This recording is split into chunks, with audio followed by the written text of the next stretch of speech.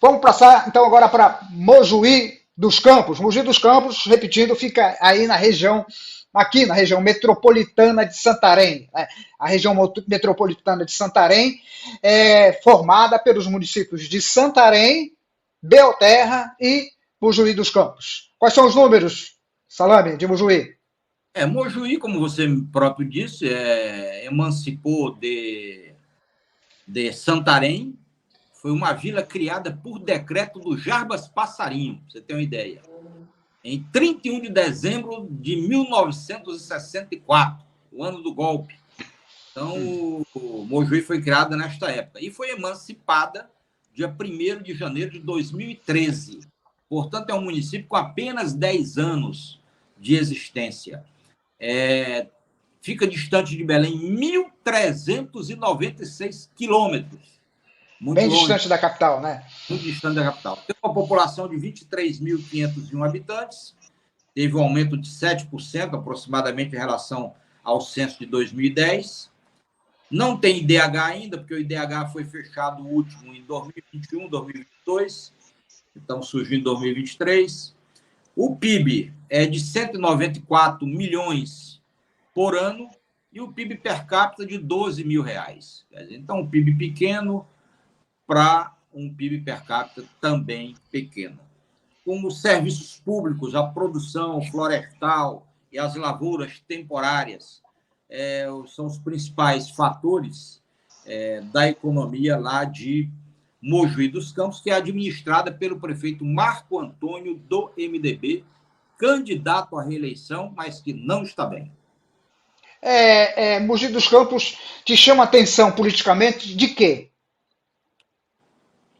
O primeiro prefeito de Mojuí dos Campos, o Jailson, né, ele marcou, porque primeiro ele era vereador de Santarém, você sabe disso? Vereador de Santarém, isso. Ele era vereador de Santarém. E ele se destacou, Jailson Alves, na briga pela emancipação do município. Isso. Para que fosse criado. E não por acaso ele foi eleito primeiro prefeito, foi reeleito prefeito. Segundo prefeito também, né? Foi quem implantou os principais serviços do município e, por isso mesmo, o recall, né, a imagem ficou. Né? Foi uma oportunidade quando eu estava querendo ser candidato a deputado e pude acompanhar o trabalho dele. Aliás, eu era deputado estadual, salvo engano. Eu pude acompanhar um pouco o trabalho dele lá em Mojuí dos Campos. É um nome muito forte. Então, chama a atenção, quer dizer, o fato de que Mojuí está construindo a sua história política. Né? É um município muito recente. E a figura do Jailson é muito forte, por conta desses elementos que eu acabei de citar. Por esse motivo, a vida do prefeito Marco Antônio não será fácil nas próximas eleições. E, para completar, está surgindo um empresário, o Vanderlei Barroso, novo, com uma espécie de terceira via, nunca foi candidato, e está, aos poucos, crescendo nas pesquisas, sobretudo na área rural do município de Mojuí. Agora, o detalhe, o Jailson não conseguiu eleger, aliás, ele era reeleito, não conseguiu eleger o seu candidato, né? Isso. Quem foi eleito foi o Marco Antônio Lima, contra a máquina, contra o Jailson, e ele conseguiu se eleger. Né? É esse o panorama político aí com relação a Jailson, né? E o prefeito teve 57% dos votos. E o ex-Ailton, apoiado pelo Jailson, teve 38%. O que demonstra que a capacidade de transferência de voto do Jailson não era grande e já havia um desgaste no final do governo do Jailson. Quer dizer, no final do governo. Também impulsionou a vitória do Marco Antônio. Né? O Marco Antônio está no MDB. Ele tem, portanto, as bênçãos do governador para poder, nesse prazo que ainda é de 1 ano e pouco, turbinar um pouco mais a sua administração, realizar obras importantes para poder entrar no jogo para valer da disputa. As pesquisas que são realizadas, eu não sou dono de pesquisa, então não posso dizer com muita propriedade que são pesquisas totalmente corretas, né?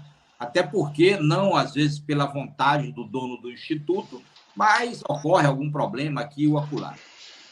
que eu tenho disponíveis indicam o favoritismo do Jailson Alves. Inclusive, tem um do Instituto Destaque, do nosso querido amigo Xaropinho do Povo aí de Santarém, que foi realizada recentemente, onde o Jailson aparece com 62% das intenções de voto, contra 21, salvo engano, do prefeito. O Mogi dos Campos, falando ainda das eleições de 2020, que nós pulamos esse detalhe aí. Quem ganhou as eleições de 2020 para presidente, para governador e os deputados? Em Mojuí, o Bolsonaro ganhou com 4%. Isso. O Lula teve 39,33%. O Helder ganhou com 38%. Zequinha teve 38%. O Mário Couto foi o mais votado com 39%. Beto Fara em segundo com 23%, o que revela a força do agronegócio, do pessoal bolsonarista aí na região. O Anderson Pinto foi o federal mais votado, com 2.899 votos. O Júnior Ferrari ficou em segundo, com 1.271. O Anderson foi apoiado pelo prefeito e o Júnior Ferrari apoiado pelo Jailson. Então, veja que na eleição para deputado, o prefeito mostrou a força da máquina. Quer dizer, ele teve lá 2.899 votos, né? O Anderson. E o Júnior Ferrari, que foi apoiado pelo Jailson, teve 1.271. Né? Tanto que o Jailson deve vir candidato pelo PSD do Júnior Ferrari. Ele também apoiou o Jailson lá. Ele estava no PSDB, né? Silene Couto, do PSDB. E ela tirou lá em 5º lugar para deputado estadual. Então, essas pesquisas que hoje dão o favoritismo do Jailson, se a gente for levar em consideração as eleições para deputado ocorridas no ano passado, elas colocam um pouco, eu não diria em dúvida, mas elas dizem que a força da máquina da prefeitura não pode ser subestimada.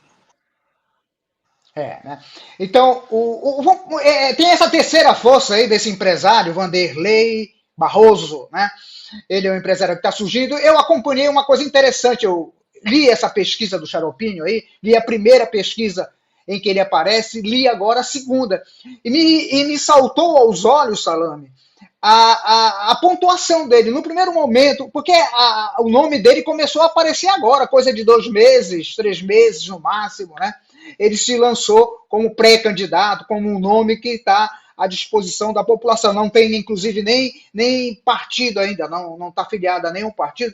Aí me chamou a atenção, na leitura das duas pesquisas, que o Vanderlei Barroso deu um salto muito grande entre a primeira pesquisa, que foi colocado o nome dele, né, e a segunda pesquisa. A pergunta que eu te faço... Isso... Aí a pergunta que eu te faço nessas tuas avaliações, nessas tuas análises, o Vanderlei, da terceira via, ele tira mais votos da base do prefeito ou ele tira mais votos da base do ex-prefeito, do Jailson? Quem é que ele, vamos dizer assim, prejudica mais, já que a gente teria um Fla-Flu, teria um Repá ou teria um Raifran aí em Mojuí, se não tivesse a figura do Barroso. E agora que ele se apresenta, neste momento, a pesquisa hoje, neste momento, quem é que ele rouba mais votos? De quem ele rouba mais votos? Bom, em primeiro lugar, como o nosso programa é muito assistido aqui no sul do Pará, na capital, todas as regiões, na realidade, eu quero esclarecer aos nossos telespectadores que o meu amigo Gesso, que é mocorongo da gema, ele falou do Raifran, que é o clássico do futebol santarense, entre São Raimundo e São Francisco, para quem não sabe, não é isso, Gesso? Isso mesmo. Então, veja só, no caso do Vanderlei, pela pesquisa, aparentemente ele cria mais dificuldades para o prefeito, porque o Jailson mantém a sua intenção de votos lá no patamar de 60%, verificado na pesquisa anterior. Ele mantém nessa pesquisa. E isso talvez tenha alguma lógica, porque geralmente os prefeitos, por conta da máquina, têm uma força muito grande na zona rural dos municípios. E o empresário, a informação que eu tenho é que é justamente nesta área, que é na área rural, que ele vem crescendo, né? A candidatura do empresário Wanderley Barroso. Então, talvez ele esteja, nesse momento, atrapalhando um pouco mais a candidatura à reeleição do prefeito do que a do Jailson, para que se estabeleça o fla-flu, o raifran, como você acabou de falar. Vai ser uma eleição interessante, né? Com a entrada do Wanderlei aí, né? Se as projeções, se ele continuar nessa pegada, nessa velocidade de ganhar mais e mais terrenos, ele vai transformar essa eleição de Mogi dos Campos, que hoje está muito pró-Jailson, está muito pró-ex-prefeito, numa incógnita, né? Numa incógnita em função dessa escalada dele de pontos que ele vem obtendo, de acordo, como nós faz bem questão de frisar, de acordo com a pesquisa da Destaque, e que ela faz uma fotografia de hoje, a pesquisa faz fotografia de hoje, amanhã é um outro dia, são outros números que vão aparecer por conta da questão política, né? Que ela é muito dinâmica, como você sempre faz questão de reforçar. Não é isso, João?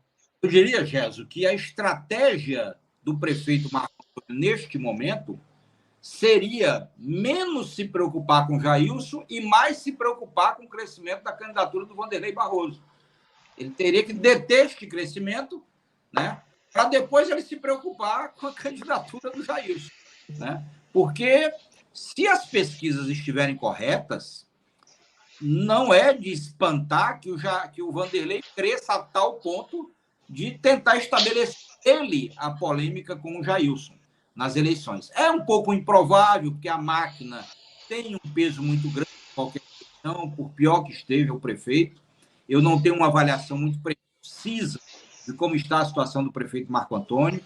As informações que me chegam é que há um desgaste, parece que a primeira-dama é uma personalidade política muito forte no município e acaba ofuscando, às vezes, um pouco o prefeito. As informações que me chegam, eu não posso afirmar isso categoricamente, porque não conheço de perto esta realidade, mas salta aos olhos essas pesquisas, já não é a primeira, onde a possibilidade de reeleição do prefeito é colocada em xeque. Então, eu acho Agora, que Zé, ele é mais perigoso para ele. um outro dado também que me chama a atenção, João Salame, com relação a Mogi dos Campos, é que o prefeito é do MDB, né, então, portanto, tem uma vinculação ao governador Helder Barbalho, né, que quer aumentar que tem o maior número de prefeitos eleitos no Estado, né, isso é lógico. Do outro lado tem o Jailson, que é do PSD, que é ligado, que no Pará é governado, é presidido pelo deputado Júnior Ferrari.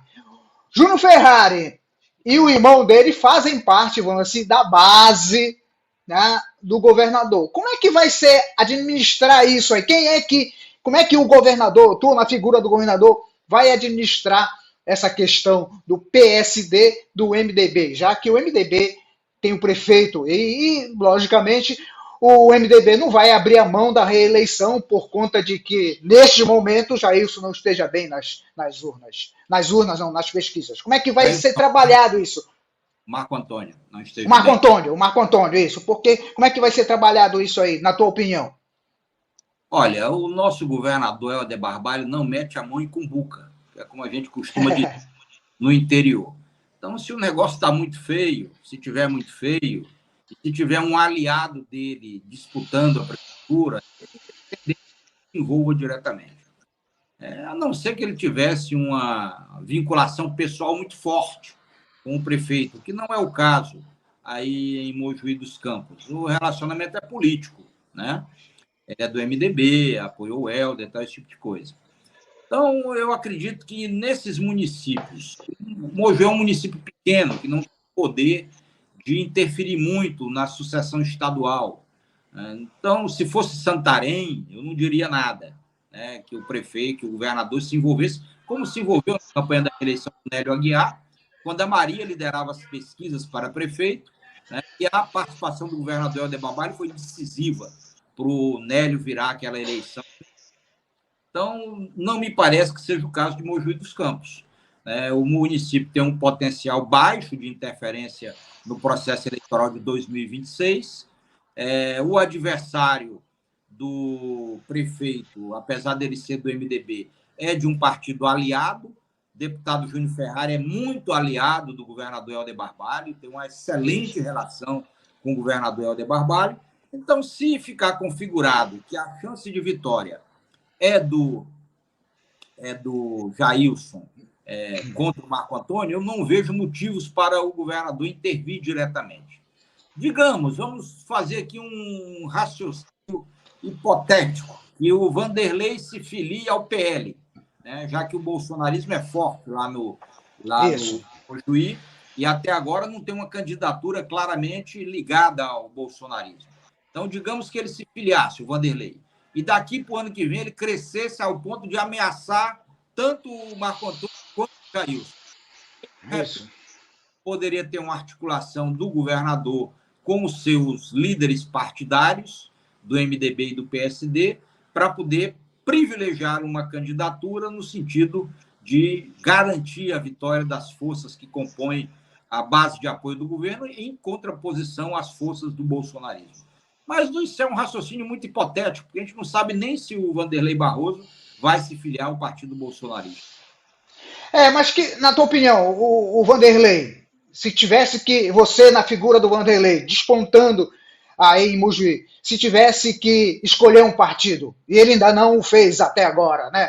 Você acha que ele deveria se filiar a que partido hoje disponível no Pará para ele? Bom, crescer mais ainda. Eu sou uma pessoa muito transparente, Gerson.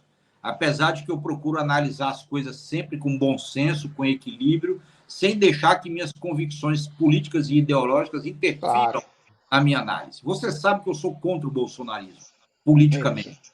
Tenho grandes amigos que fazem parte do bolsonarismo. Inclusive, tenho uma excelente relação com o deputado Caveira, delegado Caveira. Tenho grandes amigos que fazem parte desta corrente política ideológica. Eu, particularmente, sou contra por tudo que ela representa. Mas, no caso do Vanderlei, o cenário se apresenta para ele se filiar a um partido desta corrente. Porque o outro campo, o campo do governador Helder Barbalho, já está ocupado tanto pelo prefeito como pelo Jailson, né? E como o bolsonarismo mostrou muita força nas eleições em Mojuí dos Campos, este campo está um pouco órfão de um verdadeiro candidato. Então, pode ser que, de repente, o Vanderlei, se filiando a um desses partidos da base de apoio da oposição, do ex-presidente Jair Bolsonaro, pode ser que ele turbine um pouco mais a candidatura dele. Não que eu queira que ele se filie ao PL ou qualquer... O Barroso, o empresário Barroso, Vanderlei Barroso, ele tem muita afinidade política, inclusive nas eleições de 2020, ele apoiou a candidatura do Wesley Tomás. Né? Ele apoiou a candidatura e tem uma relação, pediu emendas para políticos ligados a esse espectro mais à direita, né? Mas tem uma relação política muito grande com Wesley Tomás. Há uma possibilidade dele se filiar ao Avante, né? Que é comandado pelo Wesley Tomás, o deputado estadual, que é, inclusive, uma das forças políticas candidatos a prefeito de Itaituba. Né? O que você acha? Qual é a sua avaliação dele se filiar no Avante? O Avante, eu diria que é o bolsonarismo light. Quer dizer, ele não é um partido da linha de frente do bolsonarismo, como é o PL, né? Sobretudo o PL. Então, que hoje é o partido que, de forma mais contundente, bate no governo do presidente Lula e bate no governo do governador Helder Barbalho. Então, o Avante parece que o próprio Wesley Tomás, através do presidente da Assembleia Legislativa, deputado Chicão, vem tendo um diálogo mais ameno, uma oposição mais amena ao governador. Então, eu diria que, no caso da região oeste do Pará, o Avante é uma boa opção. O Wesley já lidera as pesquisas lá em Itaituba. a Patrícia Cavicchioli, em Rurópolis, uma candidata, ex-secretária de Finanças da Prefeitura, vem crescendo e foi filiada pelo Wesley Tomás no Avante. E, no caso de Mojuí dos Campos, o Avante é um partido com pequeno tempo de televisão. Como não tem horário eleitoral gratuito na televisão, não tem muita importância se você está afiliado num grande ou num pequeno partido, né? Como tem um deputado para poder dar apoio para esta candidatura, ele empresta mais musculatura. O problema é que o Wesley, sendo candidato a prefeito de Itaituba, ele não vai poder dividir muito as atenções dele com Itaituba e com Mojuí dos Campos, né? E a gente sabe que uma candidatura como a do Vanderlei, que é uma candidatura que está crescendo, que não tem ainda uma musculatura política muito grande, é sempre importante ter um deputado estadual, um deputado federal, podendo ajudar na consolidação dessa candidatura. No Avante, ele teria esta dificuldade. Em contrapartida, se ele for para o PL, onde ele teria a presença mais afirmativa de deputados federais e estaduais, porque tem lá o delegado Caveira, tem o Éder Mal, tem o Joaquim Passarinho, tem o Rogério Barra na Assembleia Legislativa. Talvez ele pudesse até manter o vínculo dele com o Wesley. Ele vai se filiar àquela face mais radical da oposição. E se ganhar a eleição, um município do tamanho de Mojuí dos Campos precisa muito do apoio do governo federal e do governo do estado para poder executar políticas públicas, porque a receita é muito pequena, ele vai ter dificuldades.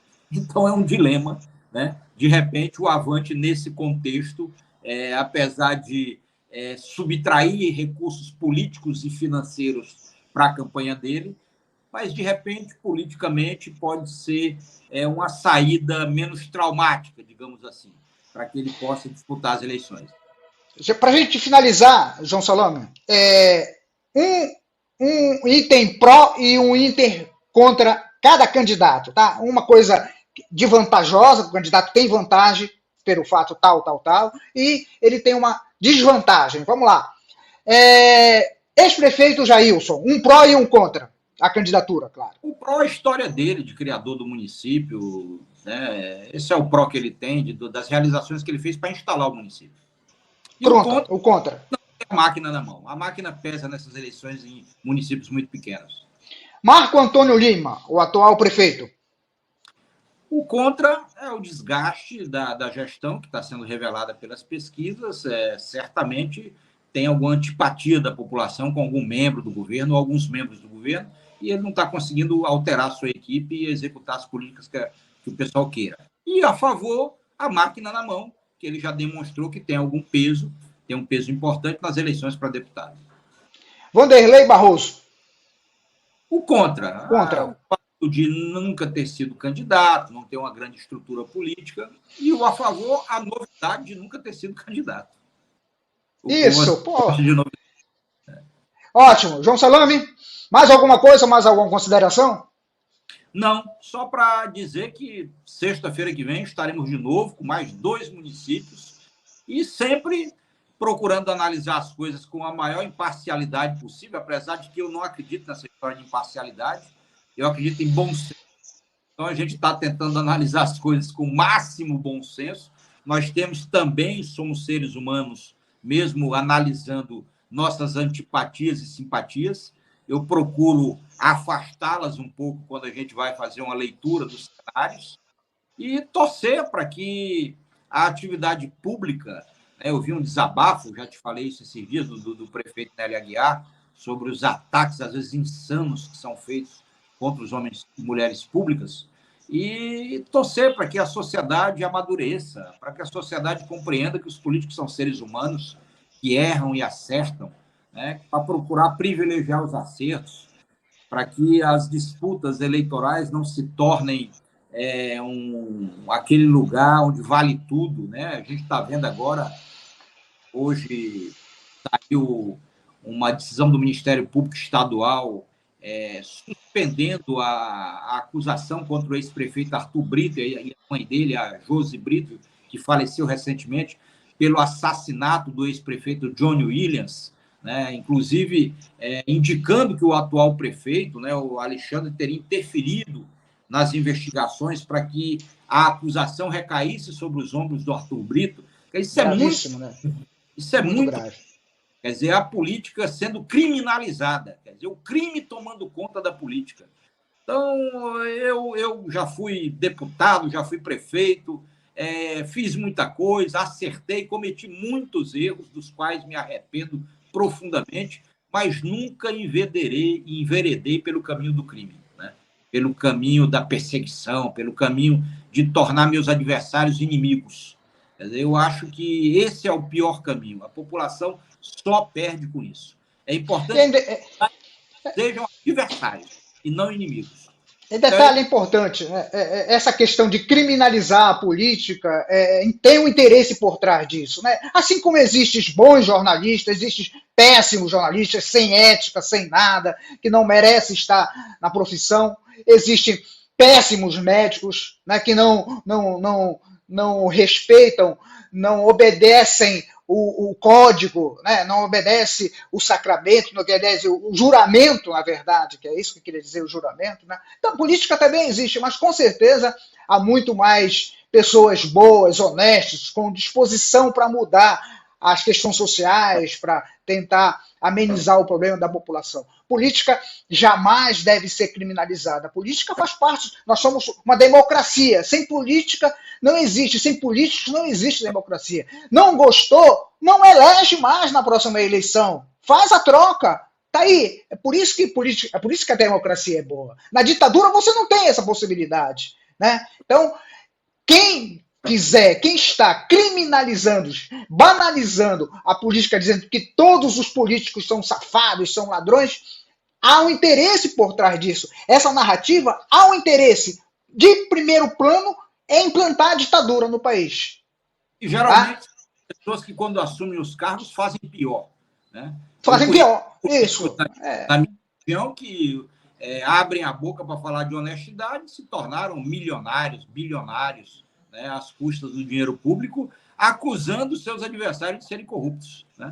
Então, isso é engraçado. Eu espero que a população cada vez mais se conscientize, se eduque politicamente, para que possa separar o joio do trigo, para que possa tomar decisões corretas e para que possam entender que cada gestor, durante os seus 4 anos de mandato, não vai dar conta de fazer tudo, mas o importante é que eles façam alguma coisa para melhorar a qualidade de vida das suas populações. E que fique bem claro que a espinha dorsal desse programa aqui, a coluna vertebral desse programa é o respeito às ações políticas. Você nunca vai ouvir do João Salame, você nunca vai ouvir da minha boca palavrões, ofensas a qualquer que seja o político, seja adversário seu ou não. Tá? Vamos respeitar todas as tendências políticas, de direita, de esquerda, de centro, aqui no programa, sempre vai ser essa linha, porque é uma linha do democrata João Salame e é uma linha que eu também procuro seguir ao longo da minha carreira jornalística. Muito obrigado aí pela participação, João Salame. Até sexta-feira. Absolutamente correto. Assina embaixo esse editorial, Gerson. Grande abraço. Obrigado. Obrigado você pela audiência e eu espero você na próxima sexta-feira, neste mesmo horário, às 9h30 da manhã, para que a gente possa discutir, para que possamos discutir, avaliar as análises dos cenários, das informações dadas pelo João Salame a respeito de mais 2 outros municípios aqui do nosso estado do Pará. Até sexta-feira e um bom dia a todos. Tchau!